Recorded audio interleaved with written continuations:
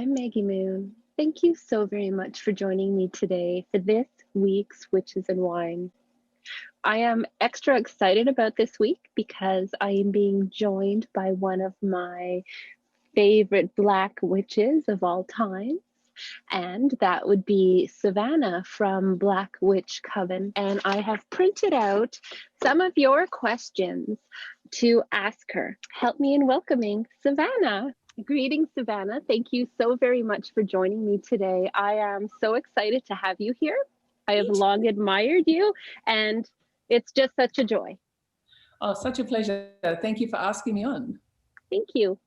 So I posted on social media that I was having you as a guest, and if anyone had any questions. There really was an abundance of questions, so I jotted down as many as I could, and there's a lot, so I know we're not going to be able to get through them all tonight. So if anyone gets their questions missed, it's not because we didn't like it or anything, it's just a time thing, and we'll do our best. So the first question is, the lesser banishing ritual of the pentagram is far too religious. What other ways can a left-hand path practitioner protect themselves from spiritual attacks and from low vibrational energies? Okay, good question. There is a left-hand path version of the lesser banishing ritual of the pentagram. So just dig a little bit deeper, that is there. And basically, you know, you're doing it all in the reverse. So it's just a different type of pentagram. Instead of saying the angelic names, of course, you can call to the names of our dark gods and goddesses instead. So that's always there to be used. And I think it is great to actually learn those rituals. Sometimes when we go straight into the left-hand path, I think that we can sometimes miss that really good training, even though the training could be coming from a different system, such as ceremonial magic, or from the Kabbalah, or from Wicca, or from wherever. You know, most of us who are a little older on this path will have some level of training in that and won't have the bad connotation that some of these things have in our industry. But so that's it. There's nothing wrong with practicing the lesser banishing ritual, no matter which way. I would do it every day for at least 3 months, because it just builds up, it opens up a lot of doorways as well, that strong practice. So I would get into that routine. And other ways of protection magic, protection 101 is, meditation is so cliche these days, but even if you're doing guided meditations. So I send a lot of my clients over to a free app, and it's called Insight Timer. And the idea of basically allowing your mind to open up and connect to the sixth sense, to the spiritual world, into a different plane, is to open up all of those connection points in your body to be able to transmit and receive. And so I think that's super important when it comes to protection magic, because if you don't learn how to connect, then it just feels false, I suppose. Mm-hmm. So that's firstly, so really get into that. So you can ask different spirits, or whoever you're connecting to, you can ask them for protection. Then it comes always down, as I was just saying to you previously, is about doing either some level of cleanse, an auric cleanse, chakra, if you're pranic, Reiki, whatever you're doing, but do that consistently, because that is never just one and done. Like, even talking to you now, we now have a cord. And I know you mean me no harm, I mean you no harm, but after this, I will cut that cord. I will literally cut that cord, because I will start feeling what you're going through. And talking to, you know, a lot of clients every day, my spiritual hygiene means I'm just going to cut those cords, cleanse and ground, and and have somebody else from my group do a cleanse on me at least monthly, so I can be protected, so nobody has their little hooks sitting in my field. Awesome. That's excellent advice. Out of all of the beauty spells out there, which one is your favorite? You know, I think Firstly, I love rosemary for beauty. Like anything from the candles, even to potions, my lotions, everything. So rosemary is my go-to beauty stuff.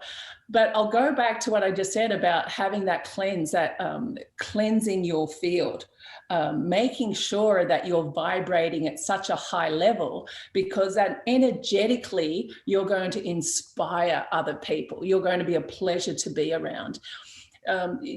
You just know, like, it's very easy as a strong woman, if you walk into the room and your energy is negative, people, even you could be as beautiful as anything, but other people perceive you as ugly or negative, and they won't want to be around you. So this is just, so is it beauty? Well, I think a part of a witch's beauty is to have that cleanse and vibrate at a high level, so people might even just feel good about themselves in your presence. So that would be my key for beauty spells. Then I suppose, of course, I have my my altar, of course, to, I've always worked with the Saraswati for beauty. So that is, she means a lot to me, because, you know, she's a goddess of wisdom and beauty and, you know, lots of other things. Wisdom and abundance, most importantly. But of course, you know, she sits on a lotus flower, and that lotus flower sits down into the mud. And in that mud is where we all are, until we actually understand it's important to get out of the mud through wisdom and knowledge and seek the light. As a Luciferian, we're always seeking the light. And so she's very inspirational. She sits on that lotus flower, just ready to radiating beauty. And through her wisdom and energy, she inspires all. Nice. So I give her offerings as well. I have an altar for her, and I give her offerings. Awesome. And you know what you said about the cleansing and vibrating and having your clear aura, that's, and inspiring people. That's how I came to be a Luciferian, actually, was watching one of your videos. Yeah, I was researching something else, looking for something else completely. And I was sort of moving toward the left-hand path anyway, but without being mindful of it. It was just occurring. And your energy, your aura was so well maintained, so clear. And that was the first thing I noticed. And I was like, wow. And I just kept listening to you and watching you. And I'm like, I have to know what this lady is doing, like what she's about, because she is amazing, you know, and that inspired me. Luciferianism, what is that? And I can't believe I had not heard of it until then. Started me on my path. Oh, that's awesome. Yeah, once you go on that path, you realize it's at your own pace, and that you really become like your own, you know, constantly seeking wisdom. And from that point, you're just constantly enlightened, and then you're less judgmental on others, and you're more accepting, and you're more loving. And it's a flow-on effect from there. You know, if I was delivering this message when I was, excuse me, living on Oahu a few years ago, when you'd see my videos, you know, like a typical Aussie beach girl, my hair's everywhere, and I'm just climbing out of the surf. And there I would say, you know, I'm really connected with the spirits of that land, and asking them for their blessings, and cleansing in the ocean. So I really immerse myself with an open mind. Mm-hmm. I think that's very important, because then you will receive, as soon as you walk into somewhere, I'll say this because it's probably the right audience, is that so many people feel like the dark path is you just have to be the toughest or the most badass in it, and something like that. And it's really not about that. Like, when you're starting to open your mind, I'm feeling like the more you find out, the more you realize there is to learn. It's like jumping down that rabbit hole, and now there's 12 doors, and behind every 12 doors is another 12 doors, and so on and so forth. And then you just like, you step away from your ego, and you're like, oh, like, it's just so exciting. Yeah, so true. So true. Yeah, I'm always a student. Yeah. Me too. And the more I learn, the more I realize how much more I need to learn. And that's just the way it goes. Right. How did you get started publicly working as a spellcaster? Oof. Gosh, it was so long ago. Our group, when we started out on the internet, I wouldn't even say, like, we definitely weren't professional. You know what it's like when you have a coven and everyone's sort of at the same collective. And as people do learn and develop, you know, and as different high priestesses start to emerge from that group, people start to break away. And then, of course, people travel and then stay in different parts of the world and so forth. And so our group became more online, and we did have another high priestess as well. She passed away years and years ago. But then it was sort of like me stepping out there, because I was, probably about 10 years ago, long story short, probably about 10 years ago, I actually started stepping out there and offering some of this stuff. Because when you do have, you know, especially when it comes to healing work and prosperity work, that's not difficult, and it's very easy to do for other people. Of course, hexing and cursing work is very, very easy to do for other people, but I liked doing it. It was fun. And back then I might do it for, I think I was doing it for maybe 6 months of every year, and then I would just go on one of my little Savannah adventures and pop up. But now different people from my group are popping out there and doing different things, and hopefully more people will do that from my group, and I can just step right back or go on a Savannah adventure somewhere. Nice. What made you turn toward the left-hand path? So I don't feel like it was like a big decision that I went left. It just, to me, you could probably say I've always been left. I didn't judge because you need the light and the dark works together. And so to me, in my mind, you know, because back when I was learning about energy and spells and spirits, I didn't have the internet. I didn't have Google. I didn't have a whole bunch of books. I just had what I was feeling. And so there wasn't judgment. And I know it's, you know, everything has a life cycle, and it's just judgment that it says that's either good or bad. You know, the lion killing the deer, is that the bad, evil lion? No, he has to kill in order to survive and feel his cubs. So everything is just perspective. So for me, my views have always been a little bit out there. And back 10 years ago, I had children at home. And so that's why, you know, my name was Black Witch S, or BWS. Now I don't care. It's just Savannah, and that's my name, and that's just the way it is. But yeah, did I answer that question? I'm just rambling now. It's all good. It's all interesting. Why do you term yourself as being a Luciferian rather than using the title Left-Hand Path Witch? What makes your path Luciferian? So Luciferian is a belief system. It's like all these titles. Actually, we all like to categorize things these days because it makes everyone feel more comfortable. Really, in my own group, I don't like categories at all. So Luciferian is a belief system. Of course, I do believe Lucifer is a real and actual being. And that's something, but not all, like, you know, not all Luciferians do. And that's totally cool. Like, it's not a competition here. But on my spiritual path, based on my experiences, I believe that he is real.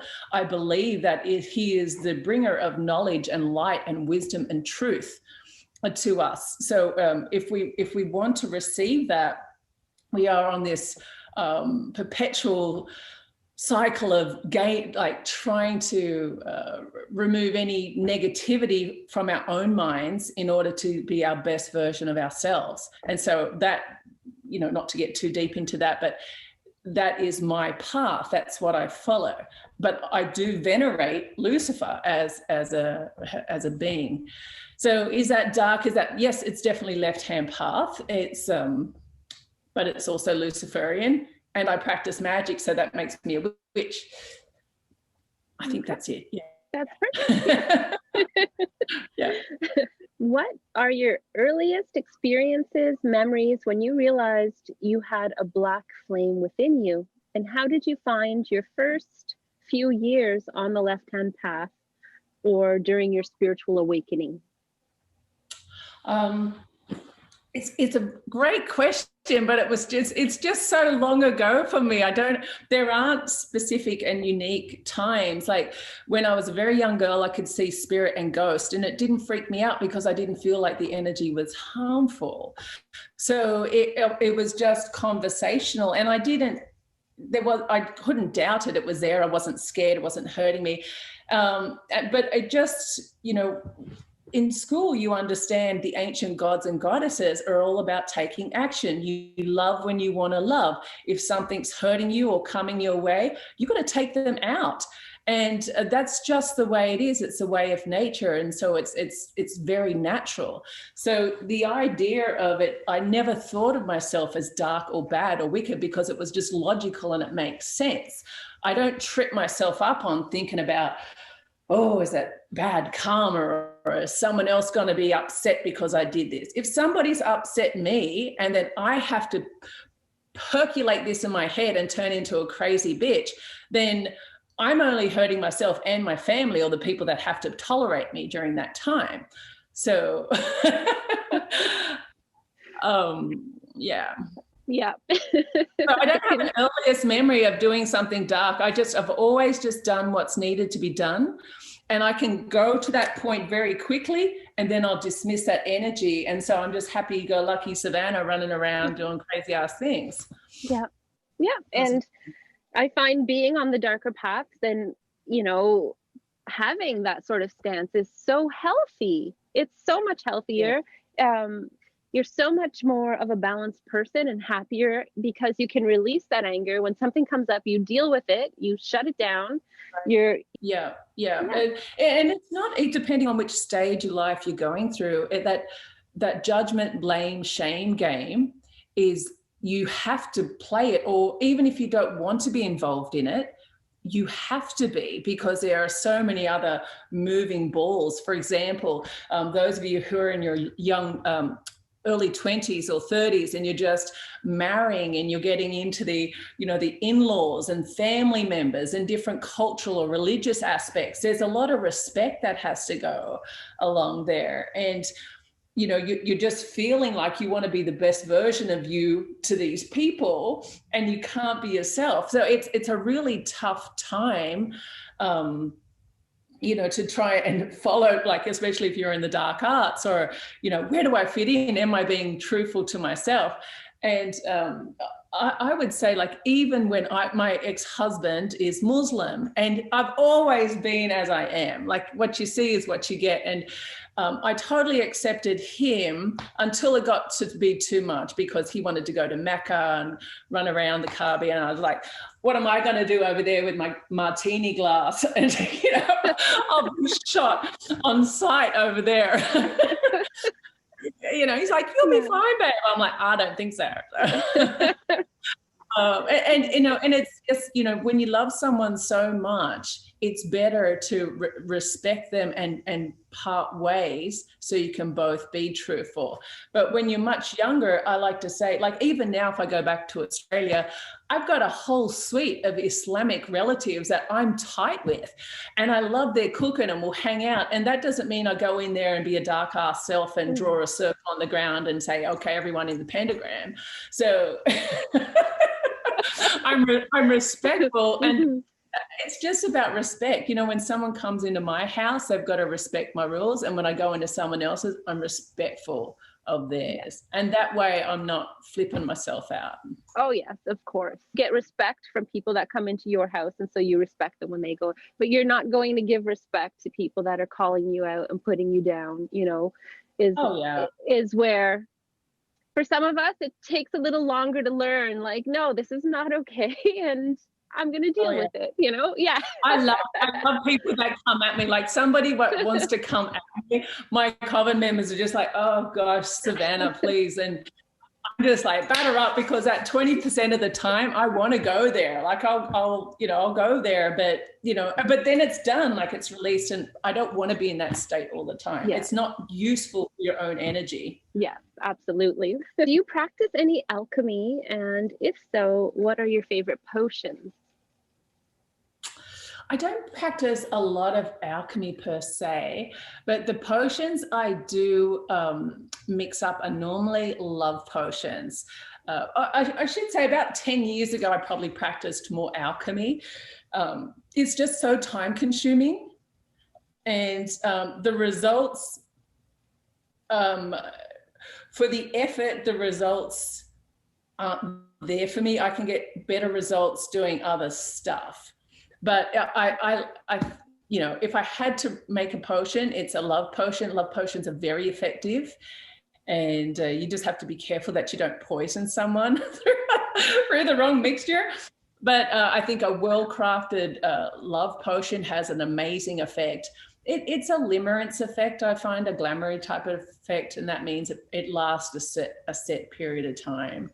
But I've done a few little crazy videos, and I've experimented, gosh, about 10 years ago, the experiments I would do, and like Blonde Gypsy from my group would be just like, please, Savannah, stop experimenting with this shit. I'd have all sorts of really crazy situations, and they were very strong binding potions that would take about 6 months to unwind, if not longer. Yeah. So yeah, it was a bit of a nightmare. When did you decide to become a professional spellcaster, and do you have any advice for anyone who is thinking about offering this as a service? Okay, yeah. So I can't remember when I be a professional. I suppose about 10 years ago, professionally on the internet. Other than that, I've been doing various forms of spell healing rituals, a lot of healing type of stuff, money work, a little bit of love work. Back when I lived in Australia, I had a lot of larger businesses. So I was always doing abundance work. I was working with Lucifer back then, constantly, and some of the Indian gods and goddesses as well, to really bring abundance in a long way. In a fast way as well. But I don't know, what was the second part of that question? If you have any advice for anyone who's thinking of offering spell services. Just find something that you can, don't try and compete with what's online now where everyone's offering everything. I would just choose maybe 1 or 2 areas that you're really, really good at and build up a name for yourself in that area. So if you, treat it like any profession. Like if you were doing a trade, you would go and learn that trade, you'd have experience, you would offer that trade for free for a little bit. I feel like a lot of people are missing out doing that in the witchy community. It's almost like people are reading a book or doing a course, and now they feel like they're a professional. So I'm not putting shit on you if that's you, but the trouble is you're not having abundance yourself. So you can't walk the talk. You're not getting those results, and so you shouldn't offer those results. And I suppose if you are, it's really pulling down the industry, if we want to call ourselves an industry. I really don't want to say that, but I did. It just makes us all look bad. You know what I mean? It's like people say, prove yourself. I'm like, please go to the next person. I'm not proving shit. Yeah. But I would pick an area or 2 that you're really good at, because you will be good at something. Just offer that and put out a lot of blog posts about that. And, you see some of the crazy videos I did at the beginning. I'm just talking top of my head, blah, blah, blah, blah, blah, blah. Because you're passionate about it. You love doing it. And other people will be inspired by your passion. And then you'll be good at it. But I would at least offer, your family, your friends or whoever, or offer free, free or reduced, maybe for the cost of the goods, depending on the method of magic you're practicing. And just, get really good at it. So when you do start casting the spells, you're proud of yourself and you can get some level of result. Excellent. Excellent And my advice. advice to everyone out there who wants to listen to me on this matter is don't guarantee any magic. And I feel like the ones that do out there are just, it's really unethical. Yes, you do see that 100% guaranteed results in magic. And I was like, that's interesting. There's so many variables involved in magic. How can you guarantee this 100%? So Yeah. it's Do you know how much I would charge if I got 100%, you want $1 million? What would that be worth to you, to pay for a spell? Come on now. Yes, I know. And that's great advice, offering it for free or for I think that's how I started out as well. And a lot of us do back in the day, like 34, 5 years ago, I was doing spells for people. And you know what? You get a name, like just from doing things for your friends, doing readings and doing spells, and then people talk, and next thing you know, more people are coming, and then you have a business. It's just word of mouth is amazing. Right. Yeah. Like even in therapy, right? How many hours do you have to do? So you do 8 years of college degree, and then I've got to sit there offering 1,500 hours or whatever it was, a stupid amount of hours for free, or for a reduced rate depending on who you're working under. But in witchcraft, for somehow it's lost that integrity where you have to put in that effort. And I feel like and once again, I'm not hating on anyone out there that, because it looks so magical and so much of it's on TV and it just looks so instant. But the acquisition of this knowledge and the experience you need, it's like any skill out there. It takes years and years and years and years and years. Yes. Like you wouldn't go to a surgeon that just bought his certificate from the local university, right? You don't want some surgeon who's 20 years old and looks like his face is full of collagen. You want someone who looks like he's had a little bit of experience. Yeah, that's the truth. And until next time, I wish you dark and wild blessings.